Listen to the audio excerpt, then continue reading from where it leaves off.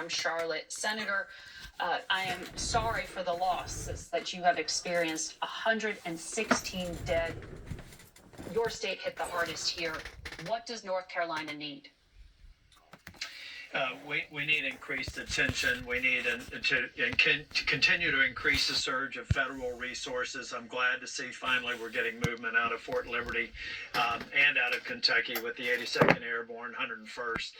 This is unlike anything that we've seen in this state. The scope of it is the size of the state of Massachusetts, and we need all hands on deck. Senator, I want to talk in depth about exactly what you need on the other side of this commercial break. Stay with us.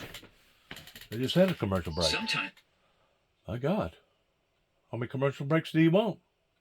Fit them all in there, right?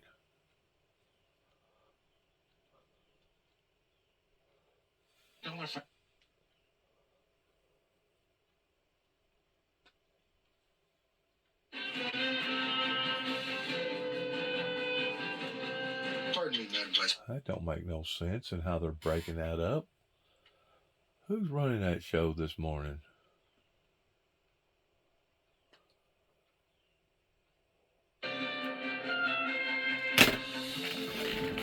Welcome back to Face the Nation. We continue with North Carolina Republican Senator Thom Tillis.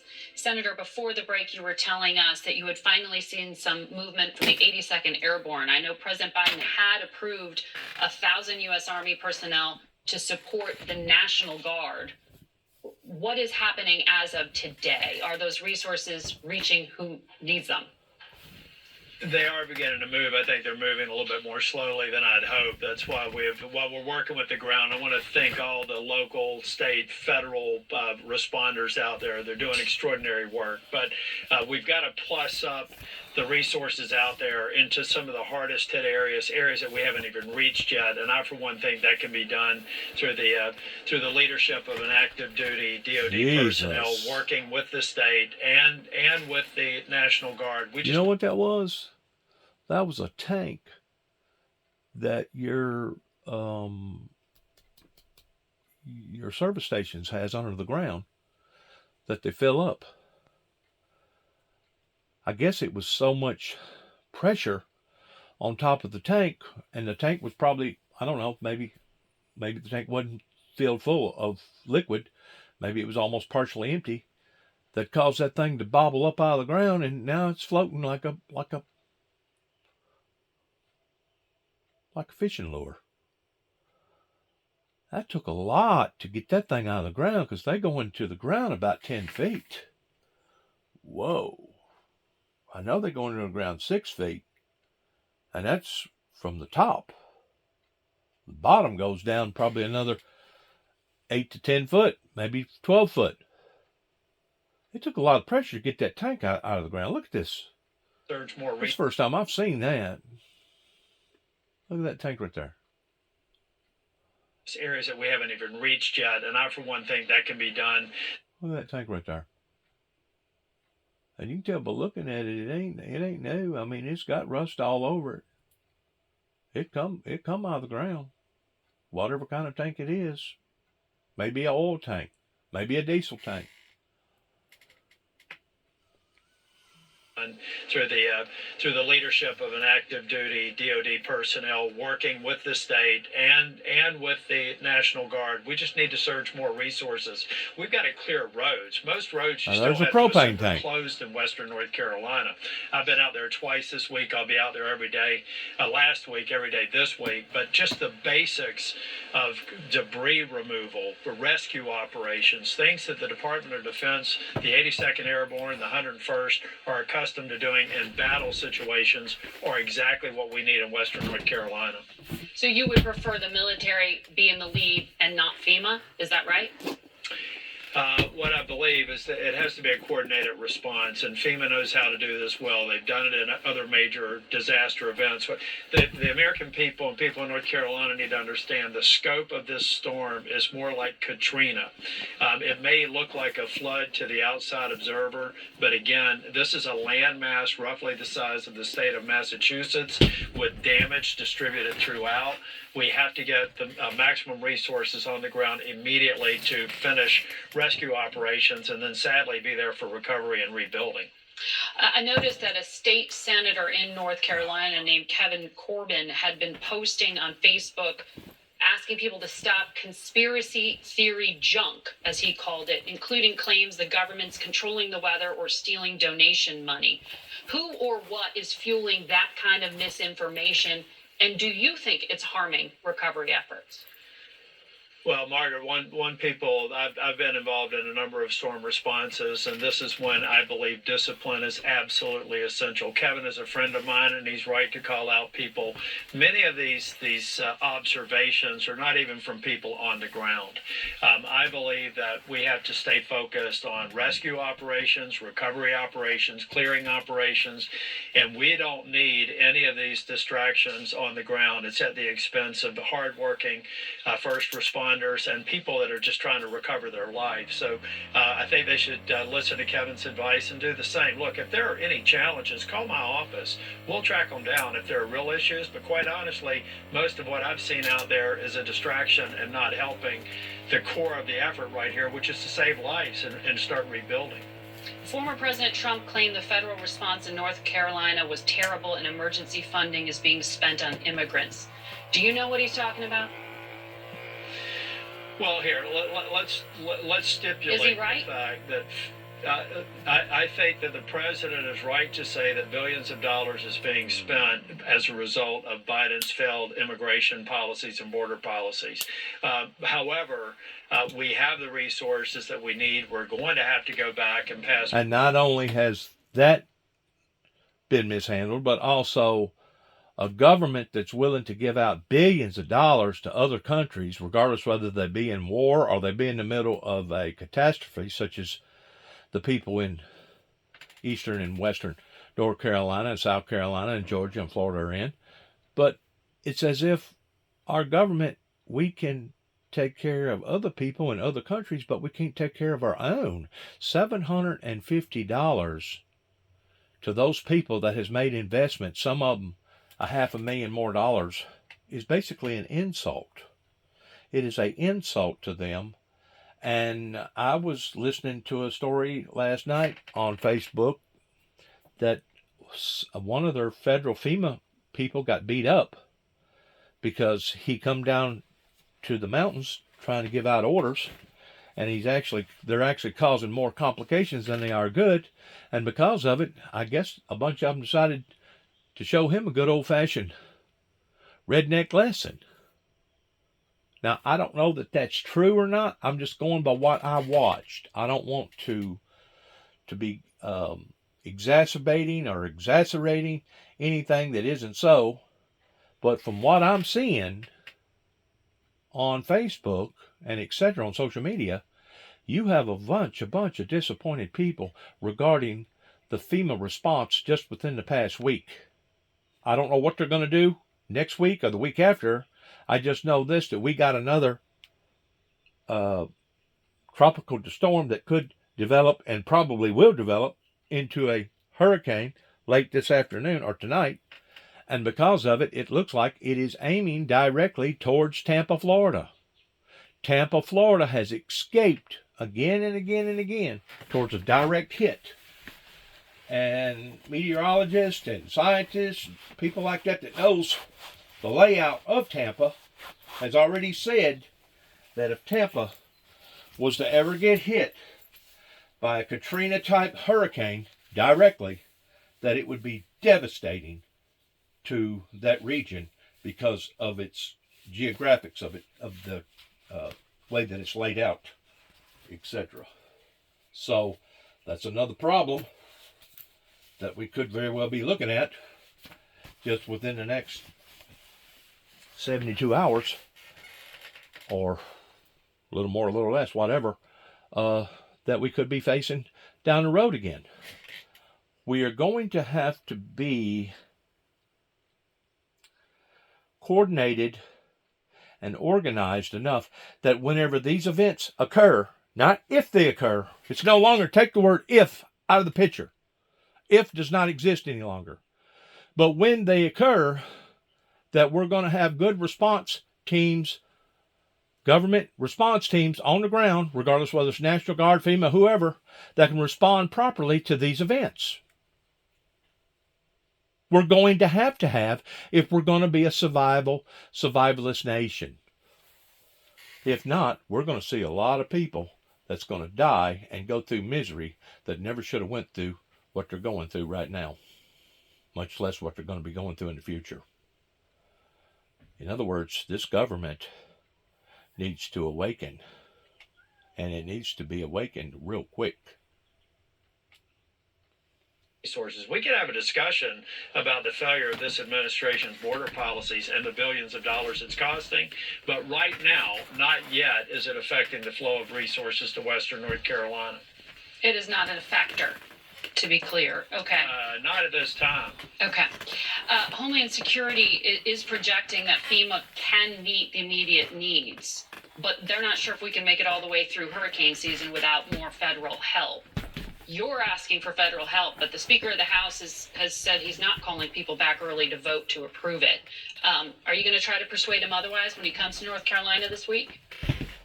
Well, I think we have to look at it because, Margaret, we've got a storm that's about to hit Florida that's going to have additional FEMA surge resource requests over the next week or so. I mean, we're talking about a major rain event that's forming down in the Gulf Coast. It's supposed to hit the two-thirds of the state of Florida. Other events could actually draw those funds down. I'm in the camp of let's go back. We already know that we need additional resources. Let's make sure that there's never a second, there's never attention drawn to whether or not they can move accounts around to respond to all these floods, not just in North Carolina, but the storm event. So I'm in the camp of let's go provide some certainty, and then we can come back and do more after the election. Well, that election is coming soon. These attacks by Satan is breaking us. It's setting us back more and more and more and more and more. And I've said all along that every time something like this occurs, it don't matter if it's in America or whatever continent that it's on, it diminishes the resources. As you're diminishing the resources now go up in cost because everything is based around supply and demand. Now, all those stories that they was talking about pertaining to the government initiating that storm and creating that storm, pertaining to some goofy ideal pertaining to the HARP or something like that, I personally think is obnoxious. I personally think that they are a bunch of gaslighters, a bunch of people that's wanting to exaggerate things that isn't so. And if there's anybody that's in control of these bad events that's continually keep bombarding the planet Earth, it is the supernatural evil entity of the Antichrist, Satan himself. But it's based upon what we have done to the planet Earth as far as disturbing the ecosystem, not only below our feet, but also above our heads. Because the atmosphere is much hotter today than what it used to be. And because it's hotter, we know that moisture rises in the form of heat. The hotter it is, the higher it goes. The higher it goes, the more moisture that it holds. And whenever it does release it, it releases it in an abnormal way in the regards towards deluges. We have seen this now again and again and again. Even the mayor of New York, I've forgotten now what her name was. I don't know if it was New York City or New York State, has already made reference that there is definitely something going on with our weather pertaining to these massive floods that we're seeing again and again. And it's going from one extreme to another. Either we are getting entirely too much rain, whenever it does rain, every now and then it'll rain commonly, every now and then it'll rain normally, or we're entirely too dry. And that has been on the East Coast, not as much as it has the West Coast, but Texas and Oklahoma and Arizona and up towards Nevada, they have been recently hit with all kinds of different heat related events that has caused all kinds of strokes and all kinds of problems, health problems, because it being too hot. I mean, whenever people has to run out and buy an extra air conditioner or two just to be able to stay halfway comfortable in their home, not counting what it's doing to the light bill, to the utility bill, whenever people has to do this on a pattern type routine measure, you have problems arising from what the mortals have done to the planet Earth. But yet now we have somebody like Donald Trump that continues to keep saying, drill, baby, drill, baby, drill, drill, drill. I don't get it. Unless Donald Trump just has so many people in behind him that is his financial resource base that are associated with the oil tycoons. I don't get it, because the information is out there. It's as clear as a knot on a log, as my grandpappy used to always say. Son, it's as clear as a knot on a log. You just got to look at it. Is coming soon, and it's not the federal government that administers it, as you know. But we do know in your state there are some concerns that Helene could impact the ability of North Carolinians to either vote in person or via absentee ballot. What is the state doing at this point? And I've said this, right now, those people, they're not concerned about who the next president is or who the next president was. Right now, those people are concerned about survival, Miss Margaret. They are concerned about living another day without living in teetotal hell. They do not have cold drinks and ice. They do not have air conditioning. They do not have running water. They do not have the basic necessities right now. And this is stuff that I truly don't think that the city folks, the city slickers, especially the newscasters, can really relate to, because they've never had to deal with any harsh situations like this. By and large, most of them haven't. There may have been a few that has, and they cannot truly relate to what those poor people are going through right now that has been bombarded by these storms. And it's not just the recent storm. Keep in mind, you still have people in Waverly, Tennessee, in Humphreys County, Tennessee, that's trying to recover from the storm that hit, I guess it was 5 years ago or 6 years ago, whenever it was, 4 years ago, that killed about 24 people in a little submerged town. You still have people in Kentucky. You still have people in Texas. You have still people all over the countryside that has never fully recovered from that in which what they have went through. And if it wasn't a flood, it was a tornado. If it wasn't a tornado, it was too hot and it created a disaster as far as wildfires. You still got people in Denver, Colorado that burnt over 1,000 structures 2 or 3 days before Christmas that have never recovered from that, and probably never will, because you're catching people off guard. They're already in their 60s or their 70s or even their 80s. They already have health issues. Their health is declining. They can't get out here no longer and get into the workforce. So they basically got to take whatever the people or the government or the state issues out to them, and they're basically now become a predominant family that used to be this way, that now is a family that is this way.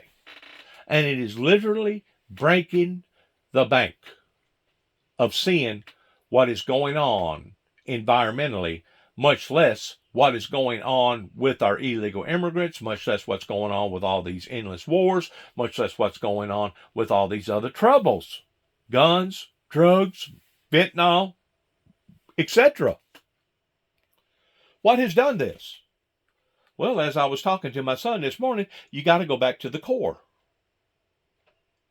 The core of origin, where all this began, which was in the late 80s, pertaining to the Reagans, that preached one thing out of one side of their mouth pertaining to peace and utopia, but on the other side of their mouth, they could have cared less about peace and utopia. And the reason why that I know this is because I'm the founder of the Windmill Ministries, and for the past 30 plus years, I have not just been aggravated, I have not just been agitated, I have been actually targeted by various people towards wanting to destroy the very fundamental values of the Windmill Ministries missions. And if they can destroy the founder of that ministry, they'll destroy the ministry. I've been saying that all along, why now all these other problems are only escalating and exacerbating in ways like scientists and meteorologists could have never thought of. And it just intensifies towards having one problem on top of another problem on top of another problem that's basically a domino effect that I continue to keep telling various people, especially around here within a 7-8 county distance from where I'm living here at 291 Thompson Road, Sharon, Tennessee, zip code 38255. I continue to keep telling people that, but I continue to keep being ignored. I continue to not to get no good feedback or support from these same individuals that turned their back on me 30 plus years ago that today are still turning their back on me. Well, in the meantime, we got a government that's in trouble. We're $35 trillion in debt. We got a government that's sinking. The boat is sinking. Now, who put the holes in the boat? Who caused the problems that's causing the boat to sink? Number one. Number two, how do we repair the holes in the boat? Number three, how do we prevent from the holes never reoccurring in the same boat? To me, just like my grandpappy used to always tell us boys, it's as easy to see as a knot on a log in what has occurred and in the format that it has occurred in. Now, whether or not people want to accept that, believe that, or not accept that, or support that, or whatever, that'll be up to them. We live in a free society, or the last time I looked, we do. But if we continue on the path that we're on, eventually it will not be a free society. Eventually it will be a restricted society, such as martial law or whatever. And whenever that occurs, people like me won't be able to make social media broadcasts like this, because the government will come down on it and say, you know what? Freedom of speech has went too far pertaining to the First Amendment, and because of it, we're going to restrict it from the American people and from the media and etc. Well, whenever that occurs, your democracy pertaining to your freedoms just got diminished, squandered, if not completely ruined. And if you want to stay on this pattern that you're on, this trajectory that you're on, continue to do what you've been doing, which is basically standing idle, sitting around with your hands under your hips and not saying nothing about nothing and not being involved in nothing. Continue to do what you're doing, and you will continue to see the same results again and again and again. Does there need to be more attention to that? The state's doing a great job. I've spoken with Leader Berger and Speaker Moore and others in the legislature. They're coming back this week. They're taking lessons from Louisiana, a number of other states who have had to provide ballot access and voting access in difficult situations like this. They'll be passing legislative matters this week to address it. I think that North Carolina will be prepared to make sure that everybody who wants to vote will have access to the ballot and vote before Election Day or on Election Day. All right, Senator, a developing story we'll continue to track. We'll be right back. It is a developing story, and it started developing along about the time Ruby Ridge happened, and then Waco happened, and then Oklahoma happened, and then 9/11 happened, and then COVID happened, and now the wars have broken out. This happened, and the January 6th standoff insurrection happened, and it's just on and on and on, and the trajectory that we're on is a trajectory of doom and gloom. Since then, Israel has been waging a war on multiple fronts. In Gaza, which is now in near total ruins, over 41,000 Palestinians have been killed, mainly women and children. Close to 97,000 have been injured, and nearly all hospitals... Did you hear that? Listen to this again. Listen to this again. Please listen. Total ruins, over 41,000 Palestinians have been killed, mainly women and children. Mainly women and children. Mainly women and children. Mainly women and children. 70 years. How much raw or how much rancor do we have to get or go beyond what we've already seen, what we've already heard, what we've already experienced? How much more raw or rancor do we need to go than where we're already at towards watching 41,000 women and children's lives be destroyed right in front of our very eyes? Especially women and children, remains high. It's been 1 year since Hamas's brutal October 7th attacks. Since then, Israel has been waging a war on multiple fronts. In Gaza, which is now in near total ruins, over 41,000 Palestinians have been killed, mainly women and children. Over 41,000 Palestinians have been killed, mainly women and children. Close to 97,000 have been injured, and nearly all hospitals have been destroyed, as Israel's war with Hamas shows no sign of letting up. In other words, they're creating, out of all this that Hamas has done, and well, you got to point the finger a little bit at Israel too, because they're pursuing this towards trying to defeat the enemy. But out of all this, you're creating basically a total environment of nothing but hell. Hell. To the degree that whenever you're living in hell, you actually start wondering if you'd have been better off to have gotten blown up in that building.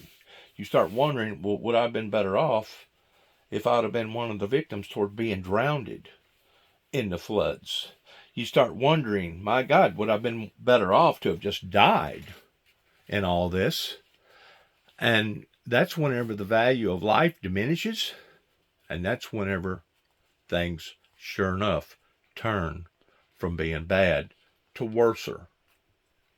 And God help us all if we don't stop this, if we can't cut this off at the chase. God help us all is all I can say, because it's out of control. Israeli forces have carried out massive raids across the occupied territory. Well, we're here in one of several villages in the Israeli-occupied West Bank, Palestinian villages where the situation is extremely tense following Israel's decision to launch what's being described as one of the largest operations it's conducted here in the West Bank in decades. Since October 7th, 741 Palestinians, including 163 children, have been killed in the West Bank and East Jerusalem. But it's in Lebanon, where Israeli attacks are only intensifying, following the wave of booby-trapped pager explosions targeting Hezbollah members. And then the assassination of its leader, Hassan Nasrallah, just over a week ago, triggering violence that's seen more than 1.2 million people displaced and over 2,000 killed. This was once a 5-story building, and it's pretty much all but obliterated. Okay, we don't know exactly what that was. That clearly a very loud strike in the distance, and it really just underscores the situation across southern Beirut as Israel continues to strike it heavily. Some fleeing that violence have found shelter at Beirut's Blue Mosque, like 14-year-old Mustafa Al-Muso, who showed us the pet birds he couldn't bear to leave behind. A rocket fell so close to us, he says. You must have been so scared. Yeah. You were. Yeah. And over the past week, Israel has also targeted the Houthis in Yemen, various groups in Syria and Iraq, and is now confronting Iran directly as the region braces for Israel's response to the Iranian ballistic missile attack this week following the assassination of its key ally, Hezbollah leader Hassan Nasrallah. Now, overnight, Israeli Prime Minister Benjamin Netanyahu said Israel will win with or without the support of its allies. Margaret. That's Imtiaz Tayyip in Beirut. The Israeli death toll, civilian and military, stands at nearly 1,700 in the last year, according to the U.S.-funded National Defense University.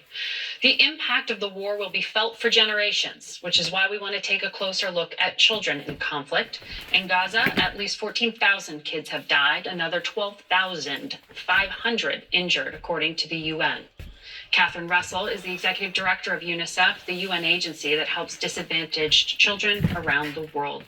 Good morning to you. I know you're deeply concerned, you've said, by what is happening right now in Lebanon. Thousands of children on the streets or in shelters because they've had to flee without supplies. What does the speed of this escalation do to your ability to help these kids? Well, I think the speed and intensity is shocking, honestly, and it does make it challenging for us. However, we have been in Lebanon. We're on the ground there. We are doing a lot of work, moving in tons of supplies, medical supplies and other supplies. But I think the challenge is that the population, about 1 million people, have been displaced. And so that kind of movement makes it very challenging to try to provide the services that people need. But I think, we're there, we're doing it. Obviously, we need more resources. It's always a challenge. But I feel confident at this point that we can meet the need. You're talking about the population of basically Memphis, Tennessee. Could you only imagine if you took everybody in Memphis and the surrounding metro Memphis area and basically destroyed everything that they had and put them out on the streets and said, good luck? That's the environment that's happening over there right now. And if the truth be known, she probably ain't really saying enough about how far it's actually out of hand. Meet the needs, but it's taking a tremendous amount of effort on our part to do it. The UN refugee chief, one of your colleagues, said today that the strikes on Lebanon had violated international humanitarian law. Is that affecting your workers? I would say for humanitarian workers, the last year has been so challenging. I mean, we have lost a record number of humanitarian workers around the world. There are so many conflicts going on in so many places where they're so vulnerable. And of course, as the head of my operation, I worry constantly about our teams there and our staff there. And I think UNHCR, who you're referring to, they did lose 2 staff people in Lebanon. And that's a crushing thing to happen because these people are so amazing and they risk their lives every day to try to help children and desperate people, and to see that happen is really crushing. In other words, trying to make things better in a worse situation or a worse environment, and to think that they get targeted now, that they're basically being killed. UNRWA told CBS that they are heading down the track to, quote, a man-made disaster again in Gaza. I was told the food deliveries have been continuously declining since May. There are law and order challenges. That's part of the problem. 1 million people didn't get food in August. That number now is 1.4 million. How bad is the malnutrition and the hygiene and the mental health of kids there? It's all terrible. And I think if you look at Gaza really through the eyes of a child, it's a hellscape for children. They've been moved multiple times. They know people, their family members who've been killed. They've been injured. They don't have enough food to eat. They don't have enough water. They don't have clean water. I think these children, you mentioned it earlier, they're so traumatized by what's happening. And I think the notion that we can, even if we can get more supplies in there, the trauma that these children are suffering is going to have lifetime and even post-generational challenges for them, because it's just so profound, and it's been almost a year of this. It's hard to imagine what that's like for a child. You can't really imagine anything. So I'm going to ask one more time. People like Tommy Moore, people like Tommy Thomas, people like Judge Pence, people like Prosecuting Attorney Johnson, even some of the people that works in federal or state courts or in facilities with law enforcement that I'm kin to. Some of them in Jackson, some of them in Union City. Has all this been worth it to you in trying to stop something that was predicted to happen, but certain people made sure that it wasn't going to happen or tried to prevent from it ever happening? Is all this worth it to you by seeing all this stuff on TV and seeing all these storms and seeing all this fentanyl and all these other problems that now we're having to face off on, that even as little as 20 years ago, before 9/11, we wasn't having to experience? Is all this worth this to you, Kenton, Tennessee? Is all this worth this to you, Dresden, Tennessee? Or Martin, Tennessee? Or Sharon, Tennessee? Or Union City, Tennessee? Tell me, is all this that you're looking at worth this rejection? Worth this resistance movement that I've been dealing with now for over 30 plus years? Because somebody's going to get the blame. And it ain't going to be the founder that tried to get out here and motivate people, especially the church people, the corporate church people in the right direction. You can't blame it on me.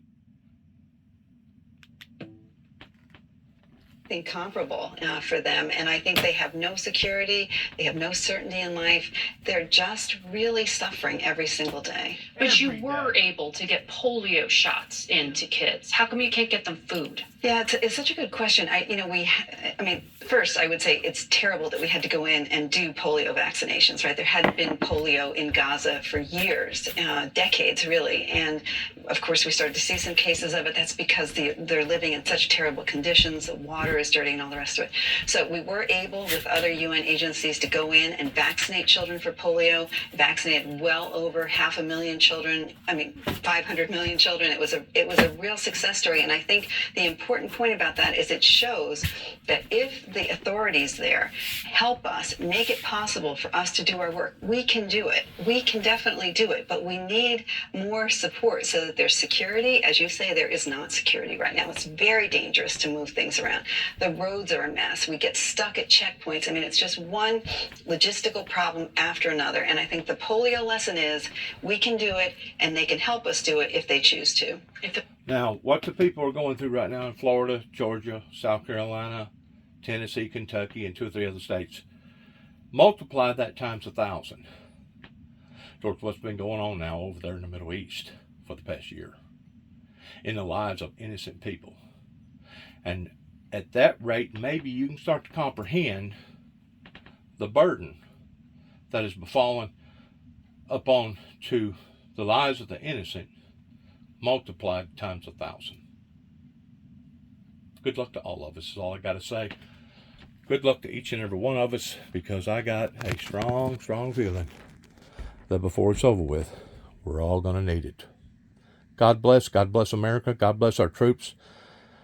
God bless our endeavors towards where we go from this moment on, because apparently every time I make a video and I say that, where we go from this moment on, we're steadily on a trajectory of doom and gloom.